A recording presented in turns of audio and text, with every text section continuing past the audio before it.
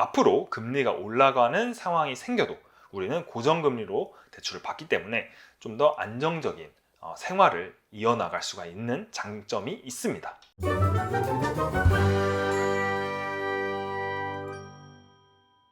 네, 안녕하세요. 부동산 투자와 사업으로 경제적 자유를 꿈꾸는 두지입니다. 이번 영상에서는 상급지로 갈아탈 수 있는 기회가 온다 라는 주제로 보금자리론에 대해서 이야기를 해보려고 하는데요. 기존 정부에서는 보금자리론이 6억 원 이하의 주택에서 받을 수가 있었잖아요. 그런데 이번에 새로운 정부에서 9억 원 이하의 주택에서도 보금자리론을 사용할 수 있게끔 정책을 바꾼다고 합니다. 보금자리론 같은 경우는 이제 DSR과 상관없이 대출을 최대한으로 받을 수 있기 때문에 굉장히 실수요자들한테 인기가 많은 상품입니다.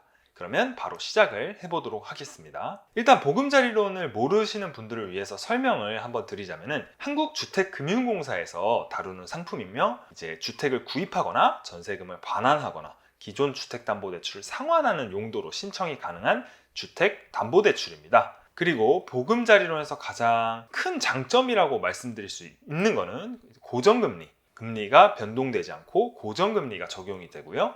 그리고 상대적으로 낮은 금리가 적용이 됩니다. 또한 현재 이 50년 만기 상품은 없지만 조만간 50년 만기도 출시를 할 예정이라고 하고요. 그래서 이렇게 40년 만기, 50년 만기와 같이 긴 기간 동안 상품을 이용할 수 있다는 것이 장점이고, 저희가 지난번에 이 보금자리론에 대해서 영상을 자세하게 만든 것이 있어요. 그래서 이 보금자리론에 대해 궁금하신 분들은 이 우측 상단에 여기에 카드를 걸어 놓을 테니 클릭을 해서 보고 오시기를 바랍니다.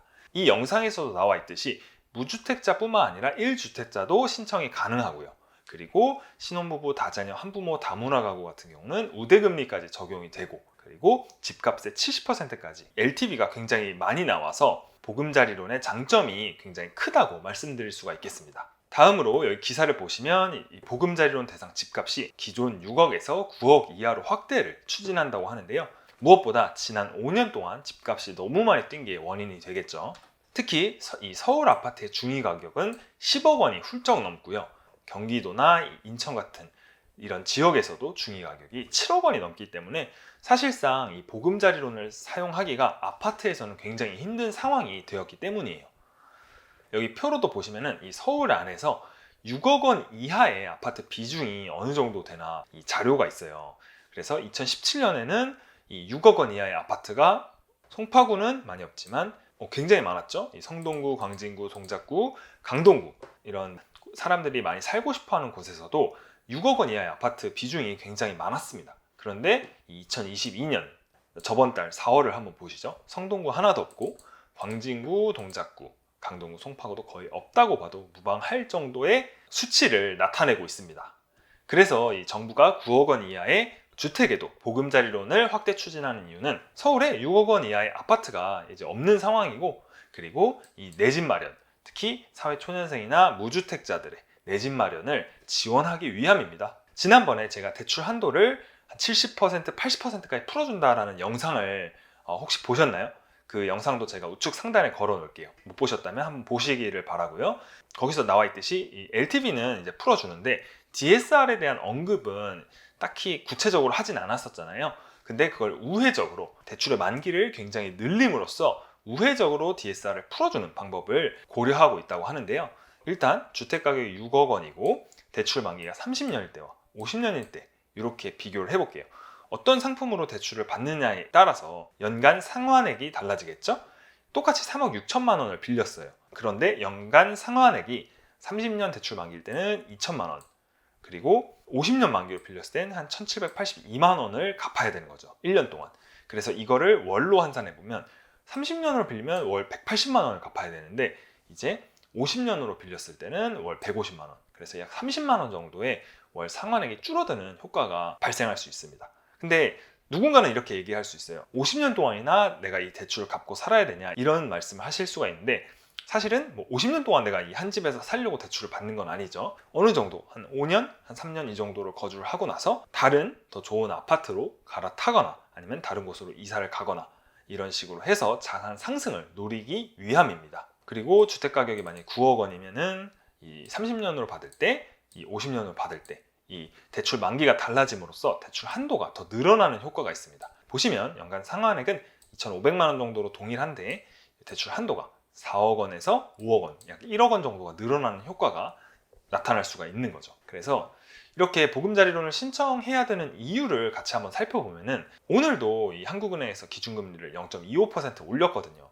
생각보다 조금 올리긴 했어요. 제 생각에는 이 빅스텝으로 0.5% 정도 올릴 거라고 예측을 했는데 정부에서는 시장의 안정을 위해서 0.25%씩 올리고 있는 상황이고요. 그런데 이게 계속 앞으로 올라갈 가능성이 크죠. 물가 상승을 잡기 위해서라도 말이죠. 그리고 이제 미국이 빅스텝, 자이언트 스텝으로 계속 금리를 올리게 되니까 우리는 따라갈 수밖에 없는 상황이고요.